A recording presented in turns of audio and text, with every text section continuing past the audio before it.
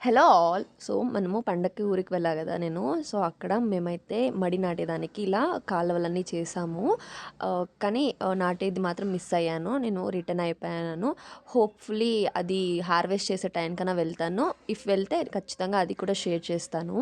బురద బురదగా ఉనింది.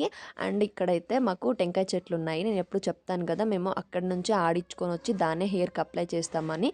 సో దాని ప్రాసెస్ అయితే చాలా కష్టము. 1 డే అంతా పట్టింది దాన్ని తీసి అలా కోసి ఎండవేయడానికి. అండ్ అప్పుడే మాకు చెనిక్కాయలు కొన్ని ముందుగా వేసిండేటివి ఊరిన్నాయి. అందుకు మా నాన్నమ్మ తెచ్చి చూపించింది. ఇవి ఇంకా పచ్చిగా ఉన్నాయా లేతగా ఉన్నాయా చూసి చెప్పు అనేసి. నేను బాగా తిన్నాను. అవి ఇంకా వైట్గా ఉన్నాయి. పింకిష్ కలర్ వచ్చేదాకా అవి అట్లే ఉంచుతారు. దాని తర్వాత దాన్ని పీకుతారు అనమాట. మనము చెనిక్కాయలు తింటే ఆవులకి ఆ పైనున్న కసు మాత్రం వేస్తాము. తీగలు అంటాం దాన్ని. Hope you like the video. Please do subscribe. Bye bye.